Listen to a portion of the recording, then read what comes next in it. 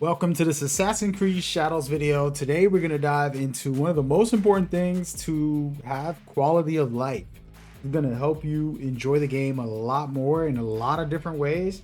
And you're going to be surprised because some of the stuff is pretty obvious, easy, and really useful for you to have on your setup when you're playing the game. First and foremost, I have a bunch of guides, tips, and tricks. Check them out so that you can be locked in. Today we're going to be talking about settings. It might sound like a simple thing and hey, I know what to do in here. Well, maybe you don't. And we're going to showcase what you should be doing in here. So as you can see right now, this is NAOE, and when I pull out my weapon, I have all these HUD things like my weapons and abilities and all this good stuff. Guess what? What if I told you I can press two buttons and make it all disappear so that I can have a beautiful HUD, no HUD playstyle, and at any moment I can turn it back on and then continue. Okay, this is an easy feature and one of the most important ones because you don't want to have to turn everything off, and there are points and situations where you might want to know how many heals you have or how much, when is your ability active. These are all things that you got to pay attention to in the middle of fights that can actually change the game drastically for you. All I'm doing is pushing in the right stick on the PlayStation and on the Xbox, and I'm able to put the HUD away with the setting.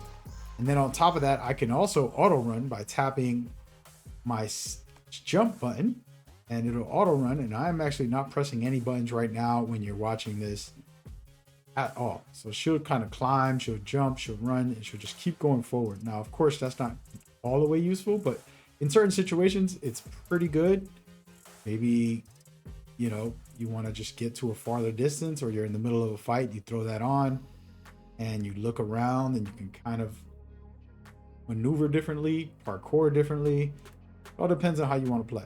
Okay, so let's get into it. We're going to dive deep down the rabbit hole of this. I don't have everything the way I want it because I wanted to kind of give you guys more of the basis of what you're going to get. But first thing we're going to talk about is performance options for the consoles. There's quality and there's performance. Quality, you're going to get 30 FPS, but resolution is higher. And for performance, you're going to get 60. And so this is very good. And that's on the PlayStation 5 that I'm playing on. I turn up the contrast just a little so it can have a little bit of a darker tone. You are playing with shadows and running around. This isn't a big deal, but I just wanted to throw it in there. I turn off my motion blur and Chrome here. I think it just helps, but that's a different conversation for another day. I do not touch the control settings. If there's something you want to do, you can tweak it to whatever you feel is best and you're good to go. No big deal. But me, I don't bother with that. The main thing is right here. This is one of the things that I told you guys about. First is auto movement. I'm just going to tap the jump button and guess what? I'm auto moving. Very quick, very simple. The second one is HUD toggle. You can turn it on and off with one button. And so that's where you just finished seeing the two main things that I talked about. These ain't the most important things. I got way better things for you as you go, but those are the key to start up. All right. I turned up the sensitivity as well. It's a third person game. You're not playing a first person shooter and you're hacking and slashing most of the time.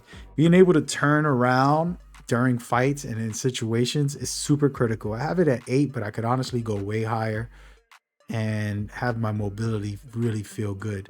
I turned down left stick. If you're not on a controller, you don't need to worry about this, but if you are, putting this down to 5 is good. Don't put it to 0 because then you might have stick drift, but at 5 it makes it so that once you move the left stick, you're able to move and be deliberate with your movement. Okay, and that's that. And then that's pretty much the general aspects when it comes to controller. On audio, I didn't really change much. I basically put high music just because I love the music, and then full range. That's pretty much the main focus on here.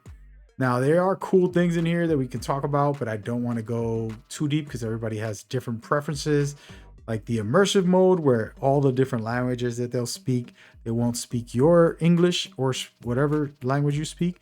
They'll speak their native tongue which is an awesome feature. For my first playthrough, I didn't do it, but for my second run, I'm definitely looking to it. I like to make things small. Again, it's really about minimizing as much on the screen. So I put the text a little bit smaller. And that's pretty much it when it comes to that. Now, this is the key and the kingpin of things, okay? Small, small, very important. And then HUD presentation, custom. We're gonna go to the custom, and this is where everything is good. In your first playthrough, you probably want all of this on because it usually is on. After you play the game a lot, you don't need the tips and messages. You don't need the control reminders. And then the objective, I like to have it dynamic. It's very, very helpful. And this makes it so that it only pops up when you hit the button. It'll show you everything you need. Celebrations are pretty much just leveling up and things like that. It'll tell you, but you don't really need that on the screen. As far as icons, they can be useful. These things, again, you only need to flick that one button to turn all this off, but having them on can be useful to teach you the mechanics of the game, let you see what type of loot that you got, the interactions, and player info. I really love the game without it. All this stuff is very cool. I basically just use the immersive mode where I just flick the button twice, everything is off, I'll play, and when I need the information, I'll turn it back on. But this is the things that you can turn off. And what I love about this is that auto lock, for example, I don't like to see who I'm locked on. I know who I'm focusing on. And this is a good thing to make it more immersive so you can have better visuals overall. A lot of this stuff isn't necessary if you don't want to.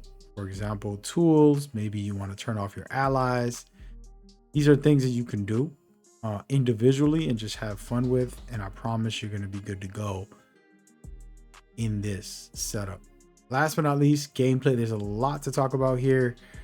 I'm not going to go too deep into this, but guided exploration is something that I tell people if they have a hard time finding the objectives. There are a lot of objectives that make you search for enemies, and you got to use your scouts and explore, and this can help minimize a lot of that. So turning it on if you feel like it, but remember, trophies are locked behind this, so you're gonna probably miss out on a lot of good stuff. Personally, I wouldn't bother.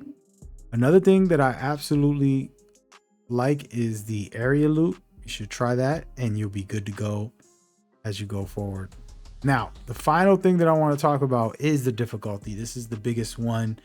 I've been doing demonstrations, so I have it on normal, testing this thoroughly. I've played the full game on normal and expert is the best. The enemies are so alert. They will see you on rooftops, but they'll also spot you faster. In the older games, they'll see something and then they'll come to you, and it'll take them about 3 minutes before they go on alert mode with normal. But when you play expert, they'll catch you quick on stealth. And then for combat, they are playing together, searching for you, cutting through the grass, and really thorough in combat, where they'll dodge and block your attacks more. It's pretty awesome in my opinion, and you should definitely put that on. If it's too hard, of course, lower this and maybe keep the stealth up, but both of them high is the best experience I had. I would recommend that, but lower something if you feel you need to. And then guaranteed assassination. Here's the thing. This is a feature for people who don't want to feel what the game is being played like. In this game, when you level up your skills and you level up your setup as far as your build and stuff, you're able to still one-shot everybody with the assassinations. Now, when you first start the game, you will need to unlock those, and you might not be happy about not being able to take people out. It's very good for like content creators who want to make cool videos. Just put guaranteed assassinations and you're good to go. But in the game, they allow you to get powerful enough. So it's up to you depending on how you want to go and go forward. Again, the simple stuff, it's straightforward. Another quick setting tip that I want to talk about is that you have 20 slots, okay? These 20 slots are very important. You do get cloud spots, but they don't matter. But the 20 slots, you should probably save the game twice every time in 2 different slots, and the other slots save so that you can go back to certain areas and story parts that you thought was very cool. That's going to help you big time, and then you'll be good to go. Last but not least, once again, when I'm fighting and I'm in the middle of it, maybe I want to turn my HUD on. And then when I feel like I'm exploring, or maybe in a fight where I know I can win and I just want to show off visuals, I just hit that button and everything looks smooth as butter. And this is the way you set it up. Again, the game is still good and easy to play. As you can see right here, I'll take this guy out. And oops, almost killed that civilian. But so that's how that works. And it's pretty straightforward. It's not very complicated. And if I feel like I'm in trouble, maybe I need to know how much health I have. I can turn it back on and then be good to go. So enjoy. Hope you guys, this was helpful. Leave a like if it was, and then I'll see y'all in the comments. Let's vibe and talk about this game. I've been enjoying it. You there. Peace.